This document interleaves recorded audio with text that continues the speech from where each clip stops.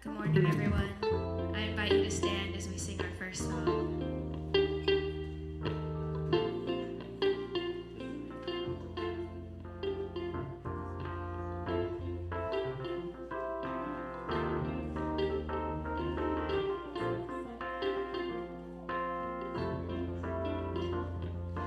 If you lose your way, I will be your guide. And if you can't stand no more, I will always be by your side. 'Cause I promise, promise, promise it'll get better. And if it don't, we're in this together. And I never, never, never, never want you to worry. Oh, don't you worry, baby, hold on. 'Cause I know you're tired.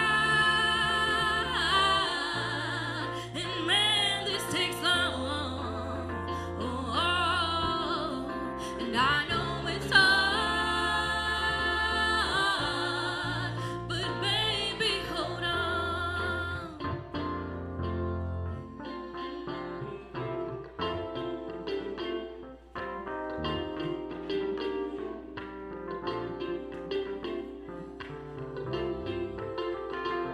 When the shadows of this world pass away, when the storms in your heart get carried away, and if you lose the words to say, no, I will always be by your side. 'Cause I promise, promise, promise it'll get better. And if it don't, we're in this together. And I never, never, never, never want you to worry. Oh, don't you worry, baby, hold on. 'Cause I know you're tired. And man, this takes long. Oh, oh. And I know it's hard. But baby, hold on. Yeah. 'Cause I know you're tired. And man, this takes long. Oh, and I know it's hard. But baby, hold on. Baby, hold on.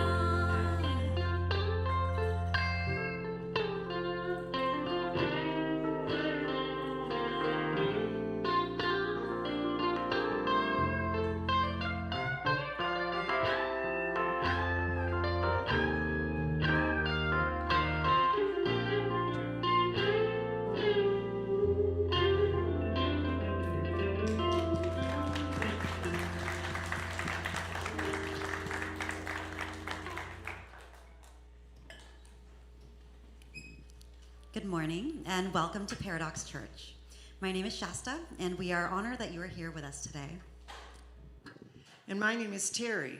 Our church's mission statement is to see and embrace Jesus Christ in all. This means that our community exists to help people see God in all they encounter, whether they are at work at 9:32 on a Tuesday, sitting down for dinner with loved ones, or grieving the loss of a dear friend.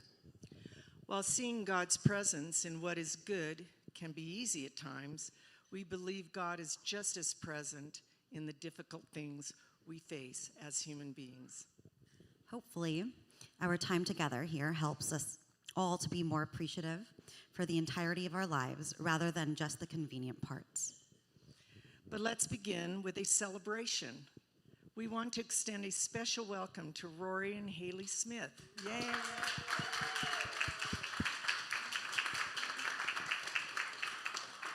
Who are attending church today for the first time as a married couple. Yay! Hailey and Rory were married by Pastor Craig on June 14th in the city of Orange in front of their friends and family. Hailey and Rory, we are so happy for you. And as your church family, We want you both to know that we hope God gives you a lifetime of joy, laughter, and romance. Yay. You can stand up if you want to.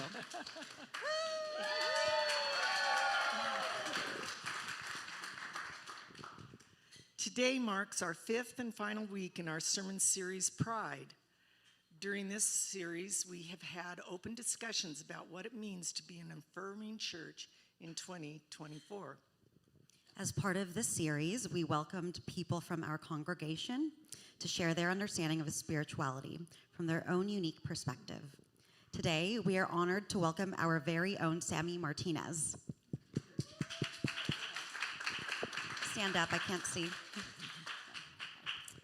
Sammy is a social worker. He loves to play Monopoly Deal at local coffee shops with an iced coffee at hand. Sammy loves to sing and spend time with his husband, Andrew. Sammy will be answering the question, how have you made peace with the person God created you to be? Which is a question each and every one of us asks when we discuss healthy spirituality. We're excited to hear Sammy's perspective on this necessary question. In addition to people from our own congregation, we will also have heard from some tremendous speakers. And today will not be any different because we are welcoming back Esther. Please stand.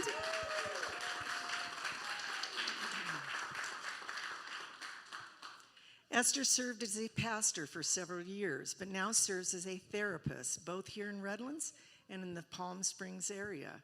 This is Esther's 6th time as our guest speaker at Paradox, which is a record for anyone keeping track at home. Esther will talk about queer experiences of religious harm and how survivors can heal and how we all can create safer spaces going forward. Her sermon will be followed by our Paradox elders reading a statement of commitment to queer affirmation. Their statement will bring our Pride series to a close. Which brings us to our next series, which will begin at the end of today's service. This series is entitled Questions from the Congregation. This series will feature sermons that are driven by questions from the people of Paradox. And while we did this series last year, we are raising the stakes by keeping the questions a secret until the week lecture. However, Craig has one more week of vacation, so Esther graciously accepted our invitation to speak again next week at Paradox and kick the series off. Number 7. Yes. Which means today, at the end of the service, we will have Tanya Fernandez from our church congregation join us on stage and ask Esther her question about spirituality in front of all of you.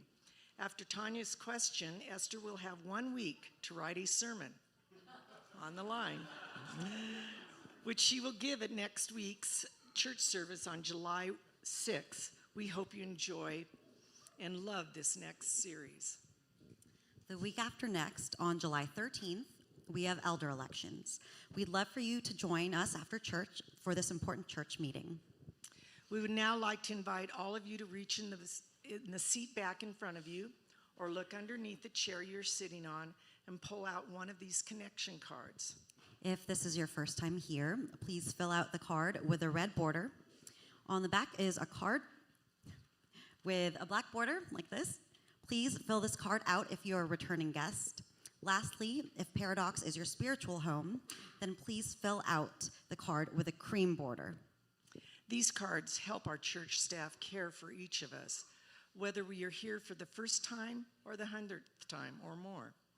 The staff would like for us to say thank you to all of you for being willing to fill these cards out.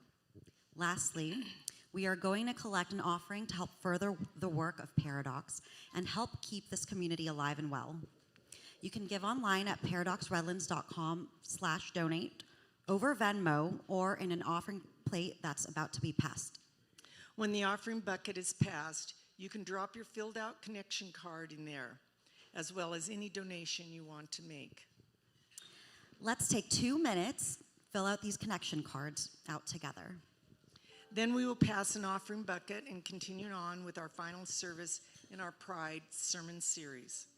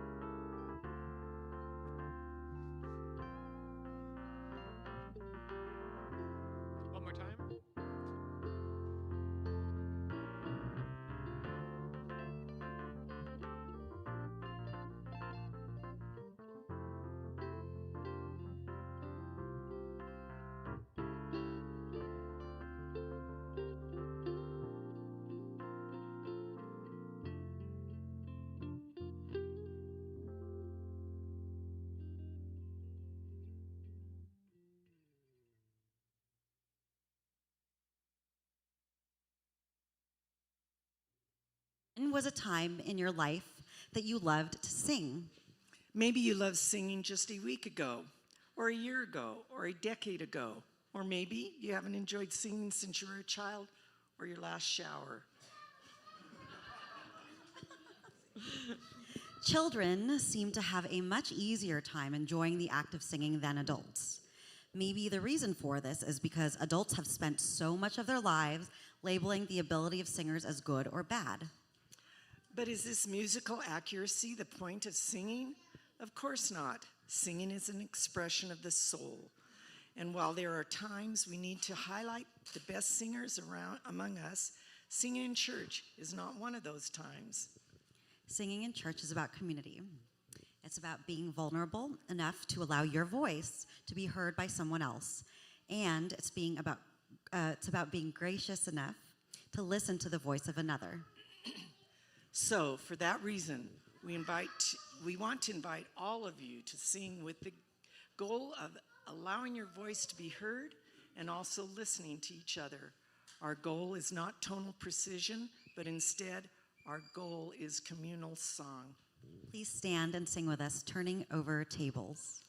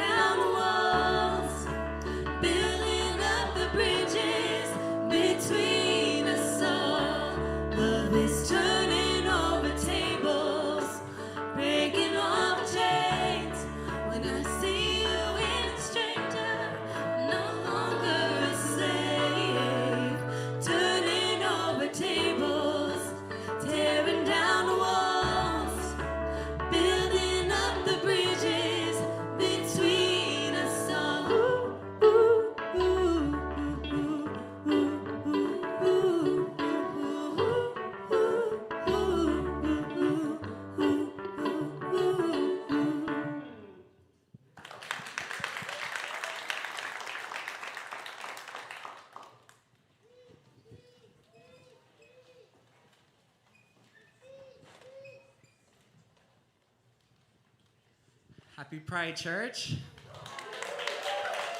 We just have a couple more days left, so we have to live it up. Say a little prayer for me. This is a pretty big journey getting to this point. I didn't really think I was going to be maybe this nervous or emotional, so you may see that a little bit, but it's all coming from the heart. Just like how you may hear many queer adults share with you now, I knew I was gay since I was a kid. Since kindergarten, actually. I knew that I was different in this way. And since I grew up in the Adventist faith, I also knew at a very young age that it was wrong for me to feel this way towards the other boys in my class. So I clung to the smallest part of me that found girls attractive and decided that this would be my path. This is the part I would show to my family to give them comfort and relief, that I would make it to their heaven. I'd soothe myself all those closeted nights, praying and asking God why I was made this way, hugging and crying into my green pillow while everyone else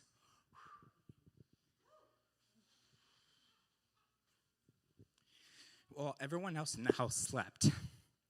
I'd console myself and wonder why I was the only gay Adventist on this earth. Being both just seemed truly impossible, mutually exclusive. So I'd sit in bed and imagine what heaven would be like, fantasizing about finally being freed from this perversion and be able to hear my Heavenly Father say, "Well done, my faithful servant, well done." It wasn't until college that I began to really examine and question this theology behind this belief. Changing my major to social work taught me some new core values, though. Service, social justice, dignity and worth of every person, importance of human relationships. I remember thinking, this is what Christians are supposed to be like. This is how we should be treating one another. It was then that I began to move closer towards affirmation for queer individuals, but it was still very difficult for me to extend the same love and understanding to myself. So I continued to pray. I continued to weep at night. I continued to praise God in the midst of my pain and shame. See, I knew that God always loved me. Somehow I understood that very clearly, that it wasn't him who was telling me I wasn't welcome. Thankfully, I wholeheartedly believed all those songs I would sing on stage at church that spoke about his unconditional love, reminding me that I was her child. This was my saving grace. This is what thankfully protected me from my thoughts becoming darker, the kind of thoughts that unfortunately still plague our queer adolescents and teens today. This part of me was never meant to be shared, but I owe it all to an unexpected experience I had in college, a close relationship that encouraged me to take courage and start coming out to those closest to me, my tribe. I shared with them a different interpretation of James 1:5 that deeply resonated with me after a close friend had offered it. I knew you before I formed you in your mother's womb. They suggested, what if God intended for this to happen? What if it wasn't a mistake? After this conversation, I walked exactly to the same bench I'd prayed and cried many times before on campus, looked up at the night sky and thought, this is my purpose. I'm here to show everyone in my church that people can be both gay and Christian, that the two don't have to be mutually exclusive after all. From here, I started living my life abundantly, as the book of John states, not wanting it to take place in heaven anymore, but living my life abundantly now. Thank you.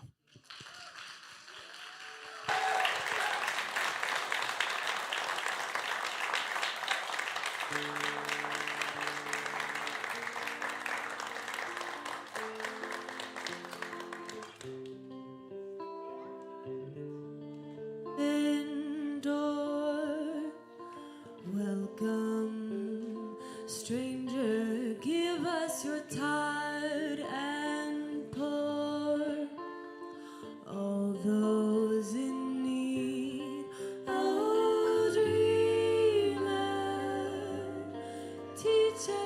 dream again. Oh, children, we want to see again. Oh, what a beautiful world, what a beautiful world. Oh, what a beautiful world, what a beautiful world. Come every weary soul, find joy, haven, liberty is for all who can breathe free. Oh, dreamer, nuestra libertad. Oh, children,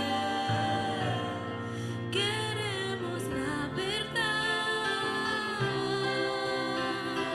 Oh, what a beautiful world, what a beautiful world. Oh, what a beautiful world, what a beautiful world. We say land of liberty, pretend equality. Let freedom reign, let freedom reign. Does the cost of security bankrupt our humanity? Let freedom reign, let freedom reign.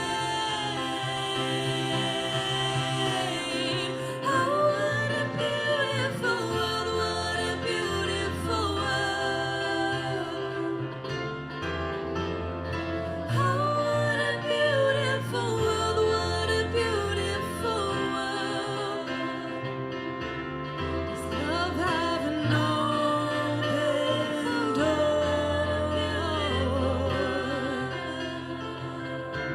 Does love have an open door?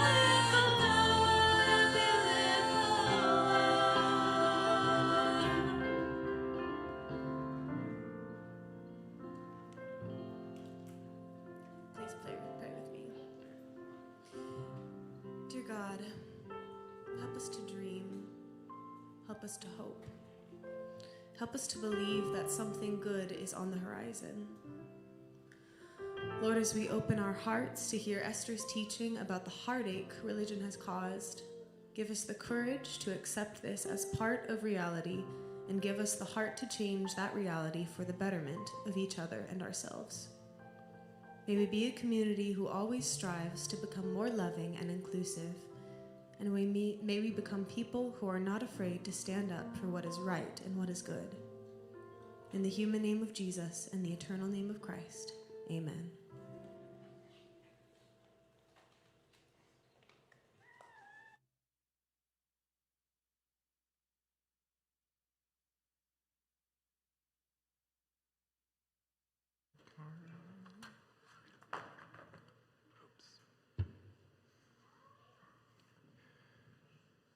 Good morning, church. It's lovely to be with you today, and as always,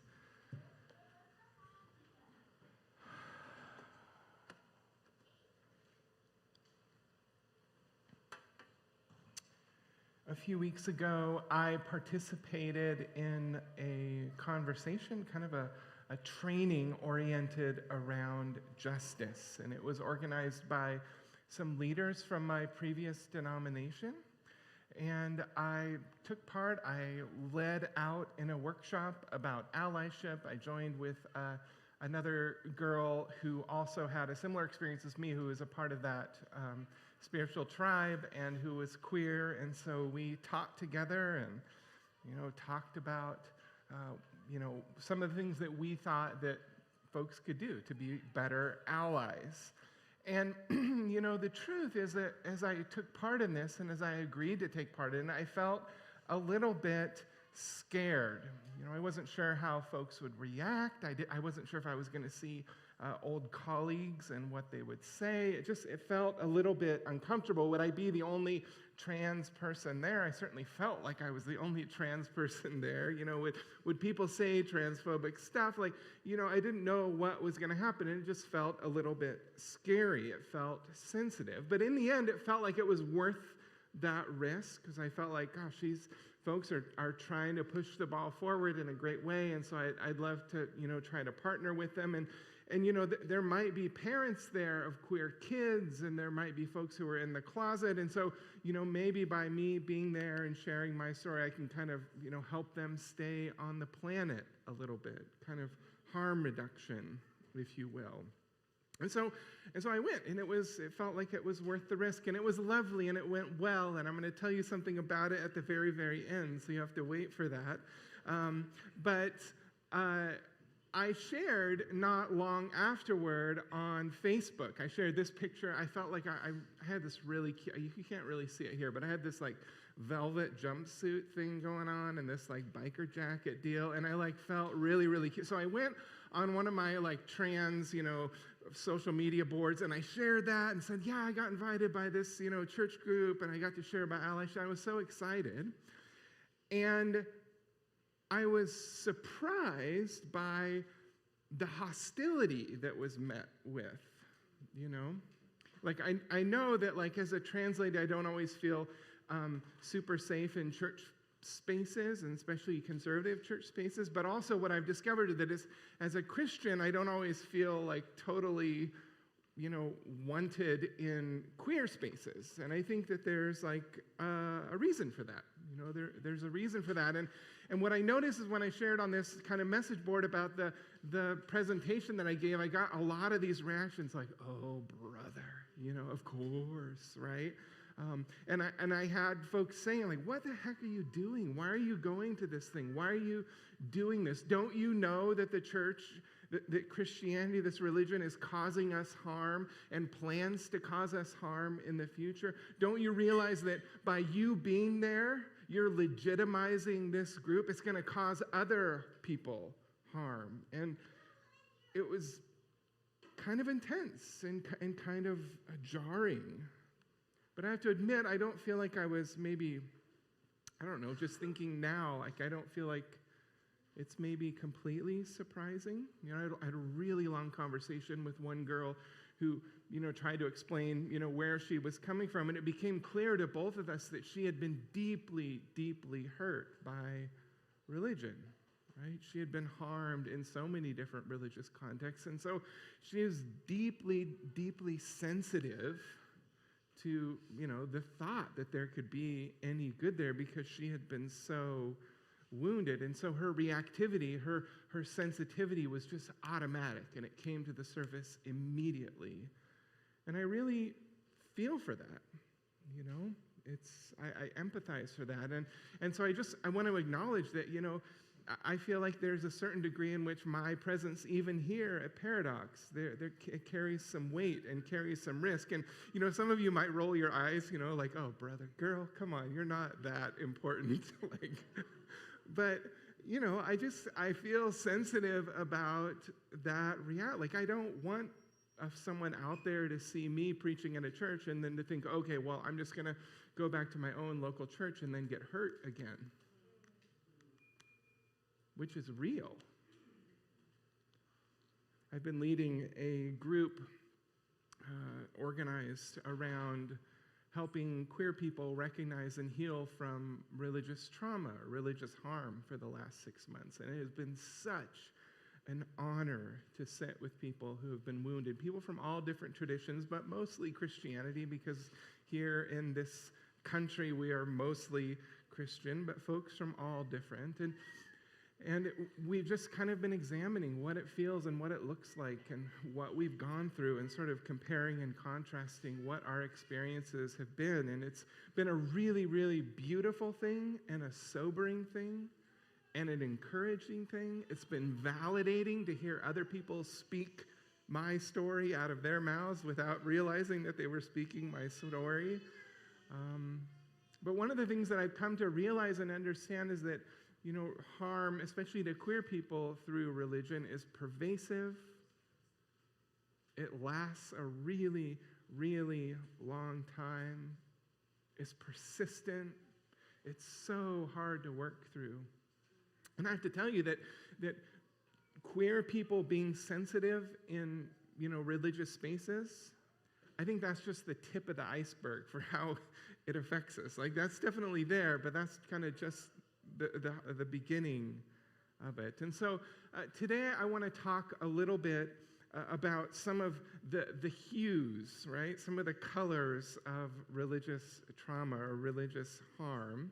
And then I'm going to talk a little bit about harm reduction at the very, very end. So my hope is kind of twofold. Like, one, on the one hand, if you're someone who's here and you're queer, maybe by hearing some of this stuff, you'll be able to say hello to some of the stuff that might have gone on for you. Some things that you maybe haven't said hello to yet. Maybe you'll feel validated. Like, oh my gosh, I thought I was the only one. So, maybe on that, level. And I think for a lot of us, in order to really go through healing and really to recover, the first step often is noticing it and accepting it and acknowledging it. And then maybe secondarily, for those of us who are cisgender or who are heterosexual allies here in this space, often you are the ones who are in power.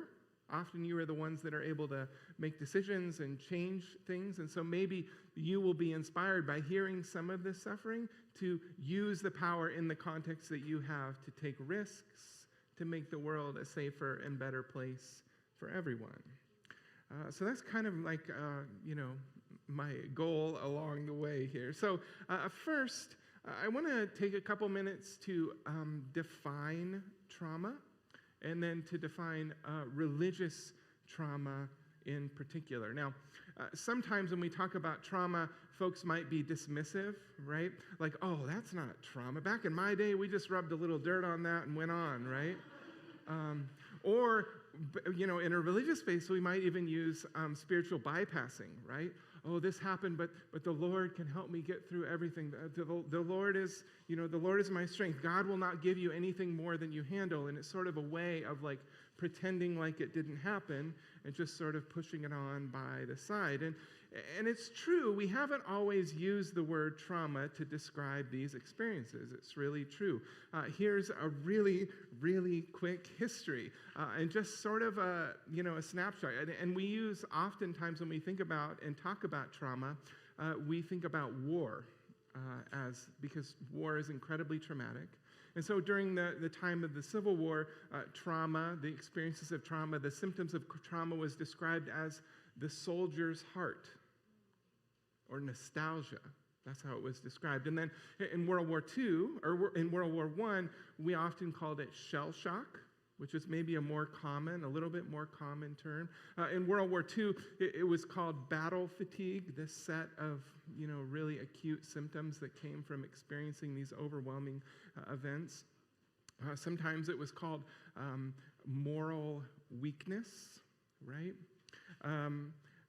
During and, kind of following the Vietnam era war and the Korean Wars, we started to sort of understand and kind of develop this language around trauma.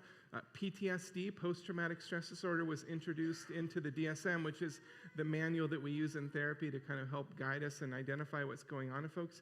It was first introduced in 1980, right? So right around the time that I was born. I'm dating myself. But even up until then, it was always, trauma was focused on, a very discrete traumatic incident, like a really, really intense one-time event. But then in time, we later learned that trauma can be chronic, that it can happen to kids. We had the ACEs study that came out. We identified that, if you grow up in an environment where you experience a death in the home, or a parent who's incarcerated, or if you experience addiction, or if you experience all kinds of different stuff, you experience abuse or divorce, that can be traumatizing, right? So we've kind of gradually grown our understanding of it, and so we use that language more and more. Now, in my clinic, this is how I tend to talk about trauma in my practice and with my clients. I like to say that trauma isn't the event in and of itself. So like an event isn't a trauma. Trauma is like the body's response to an event that's really overwhelming or that's unexplainable or it's hard to understand or it's incomprehensible or it's agonizing or inescapable where we feel trapped. So there's some kind of event that happens that just overwhelms us and overloads us, and our body responds with what we call as trauma. The event might be a war, like we talked about, or a fire, or an accident, or an assault, or a diagnosis. It can be discrete. It can be chronic. And, the specifics of the event matter a little bit less than the way that we respond, to what happens inside of us. And, sometimes we talk about the fight, flight, or freeze response. And a long time ago, it was just fight or flight, but then we added freeze. And then we added fawn because we wanted to include me and people like me who fawn. But now the list is like really long. There's like 500 Fs. And we probably will keep adding to it, and that's lovely. But essentially it kind of goes to this idea that we experience this thing and our somatic nervous system gets activated and we're ready to do our thing and to take care of it and to do whatever. And sometimes it can get overloaded. And ideally, usually what happens is we experience this event, we get all activated, and then over time, we kind of come back down into baseline. We sort of, process what happened. We talk about integrating it, whatever. But here's the thing. We're all individuals, right? We all have different genetics. We all have different family backgrounds. We all have different coping skills. We all have different abilities and disabilities. We have personalities, and we have epigenetics, and we're infinitely variable. And so we don't all handle the same events in the same way. And so what might be traumatizing for someone, what might really, set them onto this, fight, flight, or freeze, or fawn response might not affect another person the same way, which is sometimes maybe part of why it can be hard to talk about trauma or identify what is traumatizing, because it's very, very individual. Now, in a religious setting, trauma can look like lots of different things, right? The events that might lead a person to feel overwhelmed or confused or in agony or trapped. It can be all kinds of stuff that can go on, right? It can be just all sorts of things. Like we could go on and on and on, right? There could be the threat of shunning, the threat of isolation. There can be economic control and manipulation and threats of hell. And it can be, leaders up front excusing bad behavior and having different standards. It can be othering. It can be misogyny and patriarchy. Like it can go on and on and on, the ways that we can feel overwhelmed by religious contexts. And sometimes when we talk about high control religion, which is often where folks get traumatized, is in high control religion, sometimes we observe similarities between those contexts and contexts of domestic abuse. So one of the people that you can't read this or see this, but you have to look, if you want to look it up, the one on the left is called the Religious Power and Control Wheel, and the one on the right is called the Power and Control Wheel. And this was originally developed, this one over here, to describe some of the ways that folks who are in situations of domestic violence can feel trapped in those situations, and how it can become a cycle, right? And it's this dynamic of power and control. And what we've observed is that sometimes high control religion can have very, very similar patterns, and it can feel like abuse, which is really troubling and disturbing. And for queer people, for LGBTQ people, I think religious trauma can be particularly painful and damaging because frequently it has to do with core aspects of who we are. We just heard Sammy speak a moment ago about this part of him that he knew when he was little, and many of us do. And yet it's that piece that becomes the subject of the trauma, right? So we truly, truly feel trapped, when the trauma has to do with who we are or who we love or how we express ourselves or who we want to marry or who we're, inexplicably attracted to. We just exist and the trauma happens. So remember that idea we talked about just a minute ago of we experience a thing, our bodies get activated, and then we come down. Sometimes we don't come down. Or sometimes we only come down a little bit, right? Sometimes that level of activation kind of stays high and it remains some kind of sensitivity like we were talking about at the very, very beginning. And like I said, this is highly variable. It's dependent on who we are and what our backgrounds are or whatever. But sometimes people really struggle to experience coming back down to kind of a baseline. And they can be really, really sensitive to events in the future. Like you can smell something, hear something.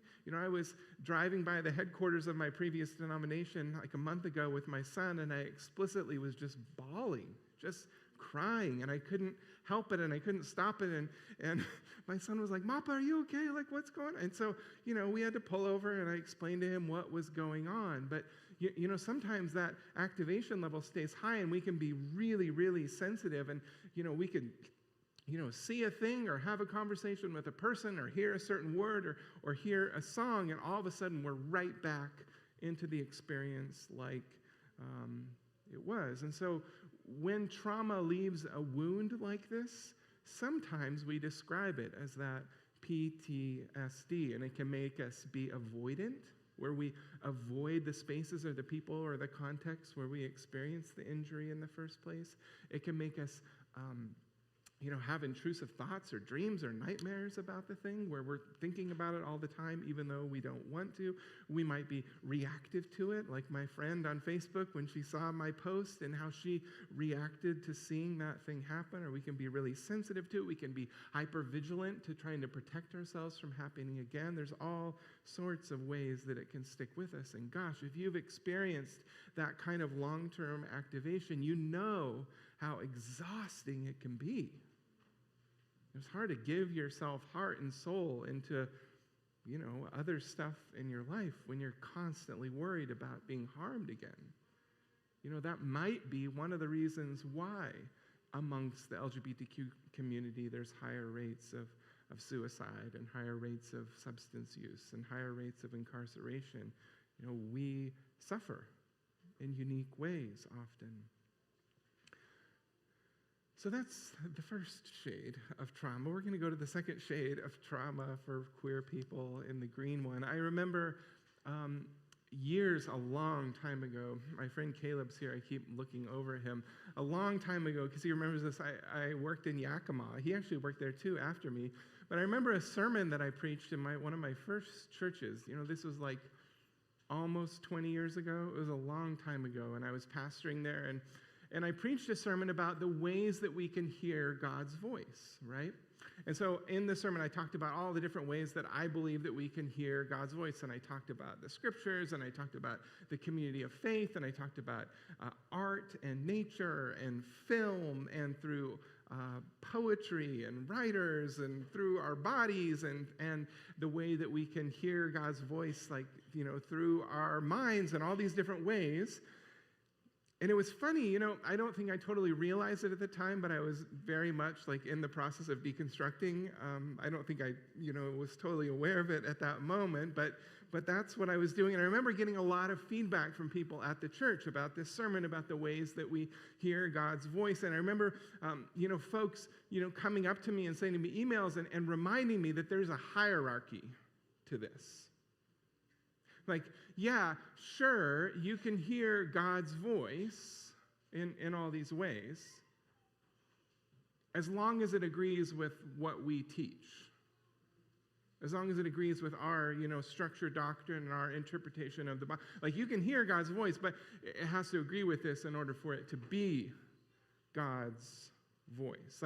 Our interpretation of the book is the most important way, and therefore, de facto, the only other way that you might hear it is if it's in full agreement. And in a way, it ends up being, the guy on the top or the 4 white guys in the committee that decide, right? That's how you can hear God's voice. And if you think you're hearing God's voice some other way, you're going straight to hell. And for many of us who grew up in high control religious environments, whether we're queer or we're straight, this wasn't just, kind of like an implicit teaching. A lot of us were taught very explicitly, you cannot trust yourself. Right? I remember being at this men's retreat years ago. I went and attended it with my dad. It was like this for this, as a part of the denomination. And, it was during a time when I was still like trying to be a man. It didn't take, by the way. But I was really trying to like get there. I was really, I was trying to be like content and whatever. So we were at this men's retreat, and I remember this like religious, like counselor guy, sort of a psychological, emotional health guru, was speaking. And I remember he taught that he was saying this very thing: you cannot trust yourself. You cannot trust your emotions. You cannot trust anything that's coming inside you. And I remember he taught the group this song, this little sing-songy thing about like, I can't trust my emotions. I can only trust the truth. And I remember my dad, I don't remember that wasn't the jingle. I think it was probably a little more catchy, but those were pretty much the words. And I remember my dad, it was probably like so inappropriate. We were sitting in the back just cackling. It was just so ridiculous to hear this guy say, you can't trust yourself. And I think that was the first time I really heard it out loud, you can't trust yourself. But we hear it in all sorts of ways, and queer people, we definitely have heard it. Your heart is deceitfully wicked. Your compass is broken. You cannot trust yourself. You are utterly evil to your very core. And deep inside of your core, something evil and disgusting is lurking, and it's going to destroy your life, and God hates you for it. You cannot trust yourself. A lot of us that are queer, we grew up being taught this and believing this and learning that we can't trust our own bodies, we can't trust our own attractions, we can't trust what we want because they're wrong. And in fact, even beyond that, if you feel at peace about the person that you're attracted to, if you feel at peace about dressing a certain way or using a certain name or using a certain pronouns or having a family that looks like that, if you feel peace, that's just a sign that the devil has completely deceived you and you're gone. But you can trust us. You can trust us to tell you what God says. You can't trust yourself, but you can trust us. And I don't know if you've ever thought of it in that way, but to me this feels real stark, real heavy. And I spent a lot of years trying to convince myself that what I was feeling wasn't what I was feeling. And a lot of queer people have that experience. Now, in a system like that, right? In a system like that where we're told that we can't trust ourselves, and we're told that we can't lean on our own understanding, and we're told that if we do, we're going to go to hell, there's all kinds of bad things that can happen, right? Yeah. I was trying to have this be a joke, but it didn't work. But like, right, of course bad things are going to happen. So here's another joke, okay, so get ready. One of the ways is the way that guilt and shame get collapsed on top of each other.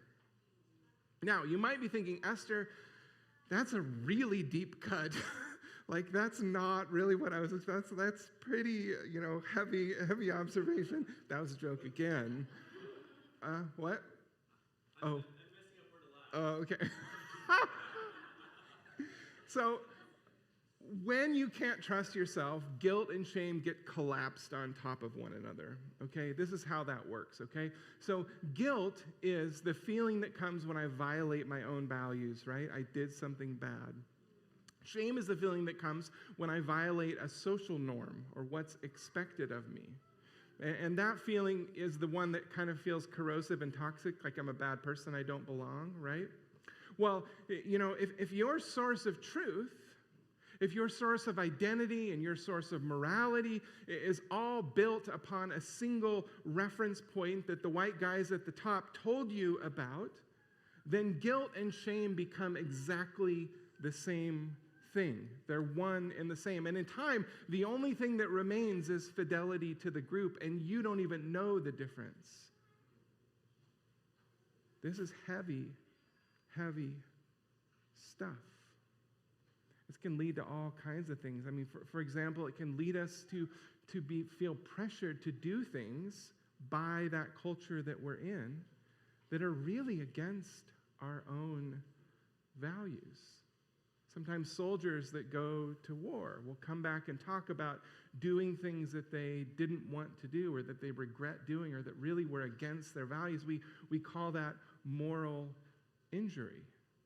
And it happens when guilt and shame get collapsed on top of each other. We're not able to trust our own values or to act on our own values, and we end up doing stuff that's in violation with our heart. And so for some of us queer people, and maybe some of you who are cisgender or straight feel the same thing, but for some of us who are queer, we look back on some of the things that we might have done when we were real religious, and we might feel this weight of regret.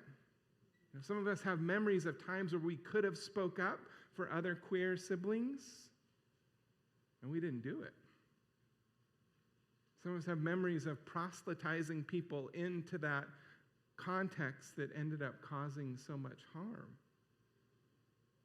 Some of us have memories of teaching dogma that was abusive.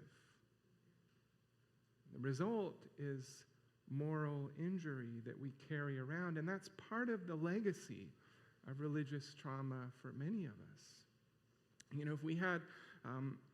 If we had more time, which we don't, I'd love to spend another half an hour talking about the Apostle Peter, because I love how some of this plays out in his life. I love how, especially in Acts chapter 10, you can go and read the story yourself. I love how we see in him this pressure to exclude people who are non-Jewish from the Christian community. And then he has this really unsettling experience where he has a dream and is like, no, I can trust myself, I can trust God, I know what I'm hearing, and is like, no, those people are welcome. Goodness me. What a dodge of that moral injury by way of trusting himself, trusting what he experienced, of trusting the way that God spoke to him. A third shade of the way that religious trauma affects us, a third and final shade this morning, has to do, of course, with shame, as I've already mentioned. And I think it might be the most lasting way that religious trauma sticks with, especially for queer people, is a legacy of shame. To grow up queer in America is to grow up othered. And to grow, I see someone laugh. There's a couple people laughing. There was a little bit of an Easter egg in there. I thought it was funny. But to grow up queer in America is to grow up being othered. And to grow up queer and Christian is to grow up being condemned. And to grow up and to exist as a queer person in 2024 America is to live with this constant and insisting shouting of shame. You're not real, you're not valid, you're sick, you're broken, you're disgusting, you're a threat, we're scared of you. In fact, we're going to create 600 laws to try to harm you and make you disappear. We live as queer people in shame because of church. And shame, like we said, happens when we violate social norms. And if we live in a context of heteronormativity, we live in a context of cis-sexism, we live in a context of misogyny, we end up feeling like we don't belong. And the voice of shame sounds like that. I don't belong. I'm not good enough. I don't fit in. I'm not lovable. I'm unworthy. I don't have a place here.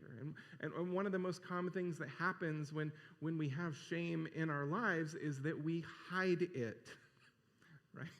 It's really, really traumatizing. You know, we don't want to have that be exposed, right? We don't want these thoughts to be verified. And, you know, gosh, like I can't imagine why I wrote like a whole book about keeping secrets. But of course, as a queer person, I knew exactly how corrosive shame could be because of the way that it leads us to keep secrets. And at least for me, keeping secrets as a way to cope with the heaviness of shame, it makes sense, but it also compounds the impact of it, right? And it creates what I've discovered is a new trauma, and that new trauma is what's called erasure. And I wasn't really able to identify that until, you know, kind of recently. Gosh, it was, you know, thanks to my little religious trauma group, actually. But saying hello to it. Because if I feel deeply, deeply ashamed of myself and my impulse is to hide that thing that I'm ashamed of, I can do that, right? I can do that. If I hide in order to survive and I conform in order to belong, right, we can survive. And I could survive for a really, really long time by being cisgender passing, or by some of you by being straight or cisgender passing. We can do that. We can keep secrets, we can hide it, and we can survive in those contexts. And that does bring us some safety, but the cost is our own identity. The cost is erasure. And that's a really, really painful injury. Recently in Redlands, a person who was running for local office here in our city spoke up at a public school board meeting and demanded why we don't celebrate Straight Pride Month.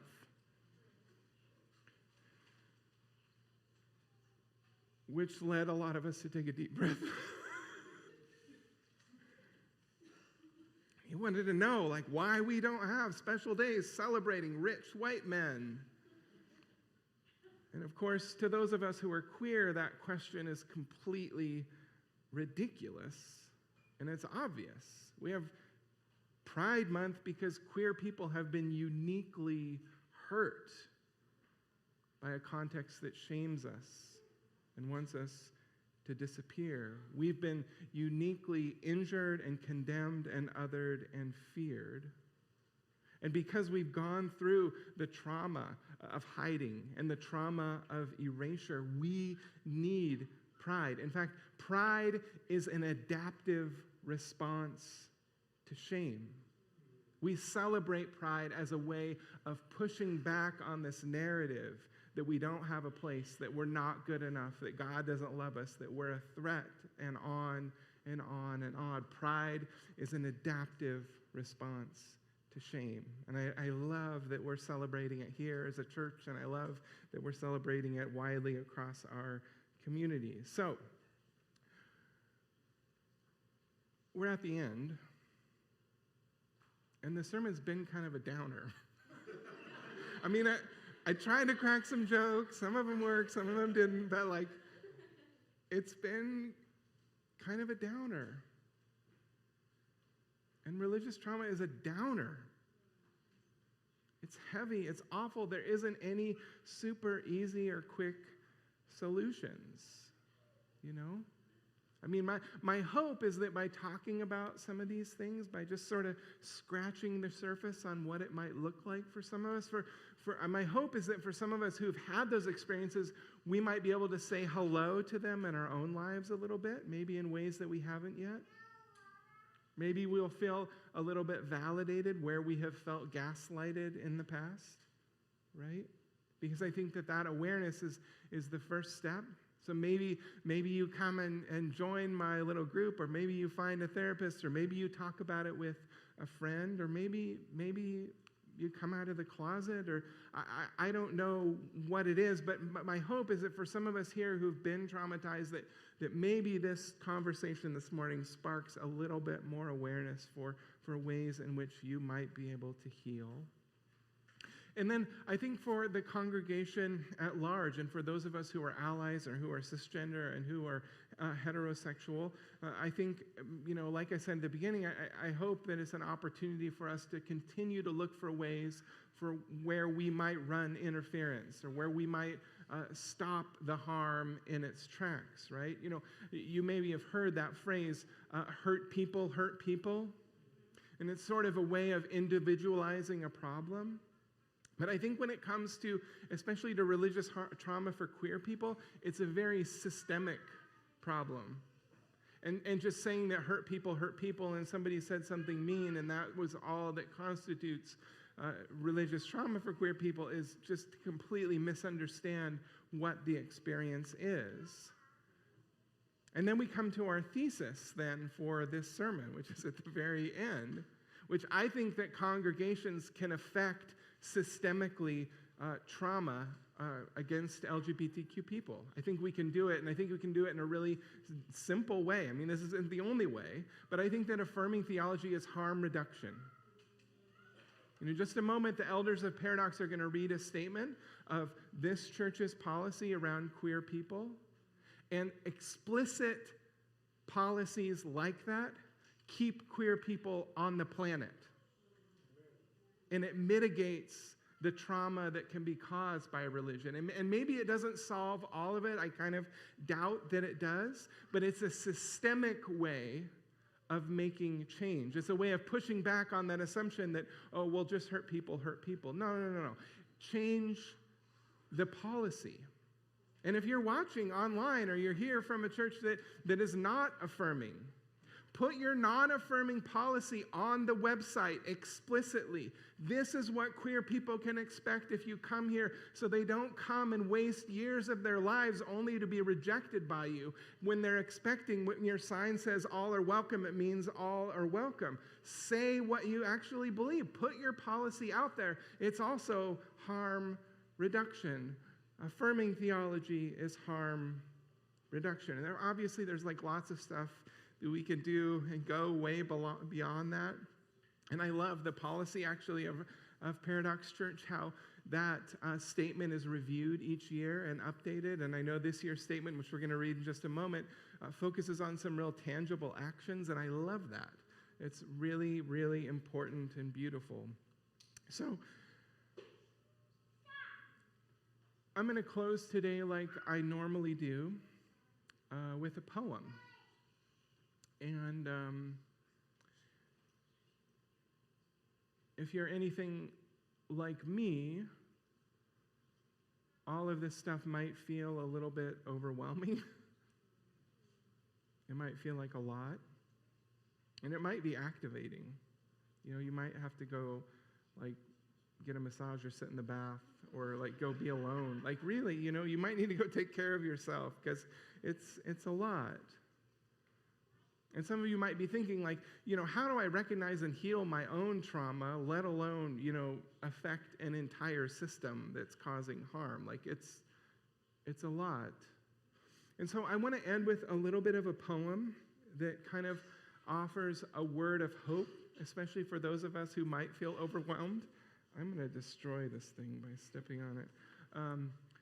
I want to end with this poem that I think offers a little bit of a word of hope and encouragement for us to keep going, to keep trying, to keep pushing, to keep loving, and keep lighting the way that we might see Jesus Christ in all.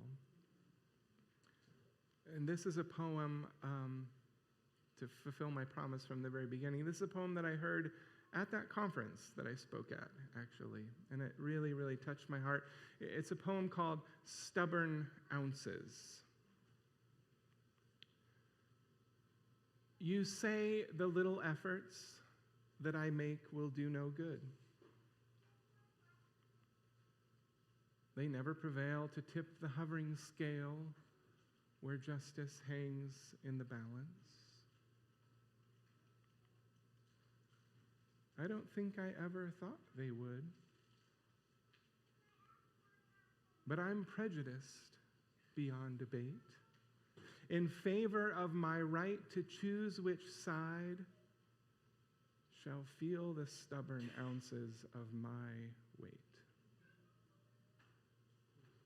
May you bless the world with your stubborn ounces.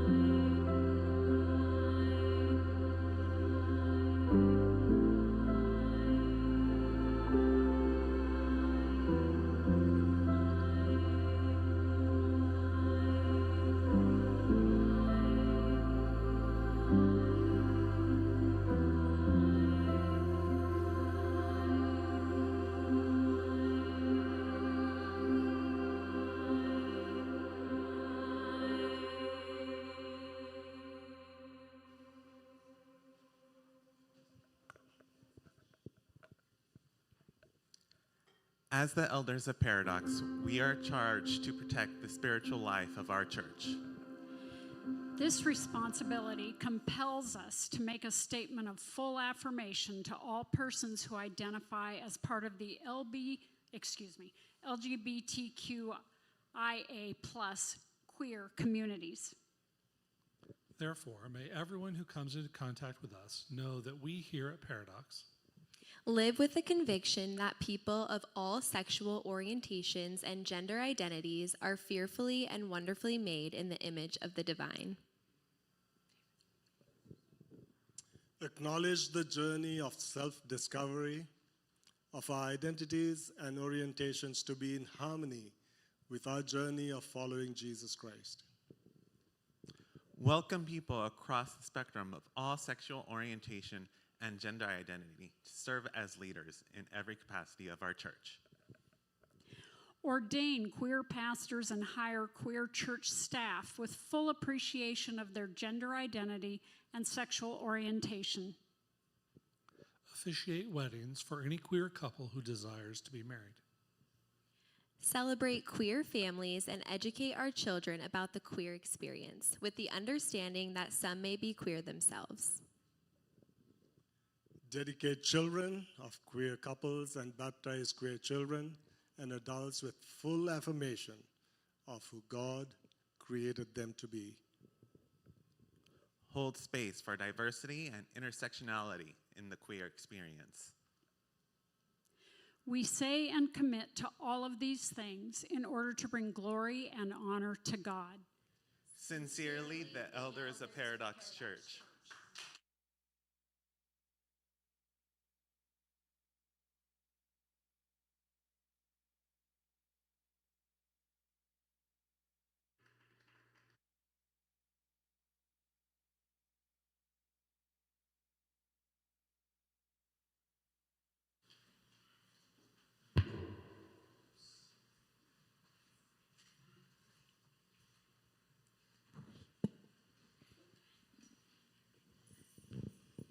I invite you to stand as we sing this last song together.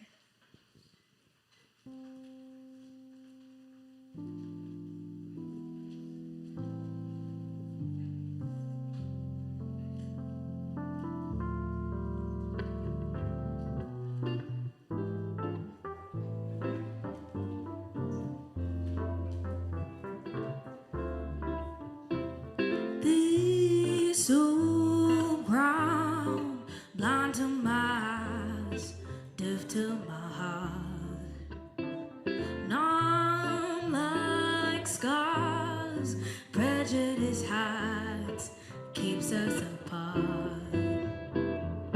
There's no life without a death, land without a seed, up without a down, till this heart and earth we love, till we find our peace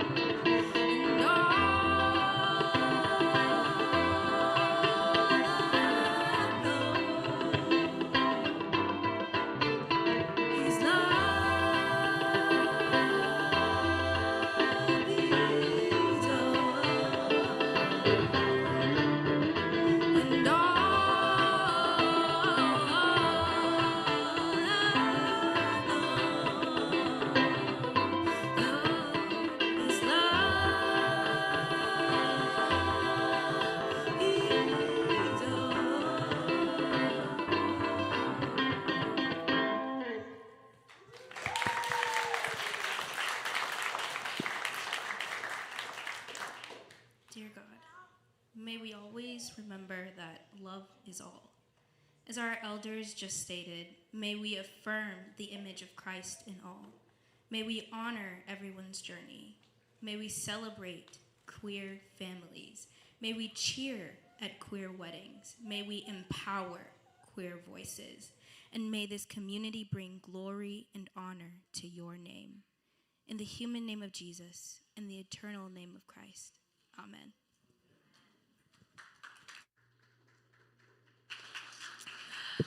As Shasta and Terry said earlier, our next series in July and August will be questions from the congregation, and we're doing a special reveal of what the question is going to be. So I'm going to invite Tanya up here to share her question, and we're going to have Esther's first reactions.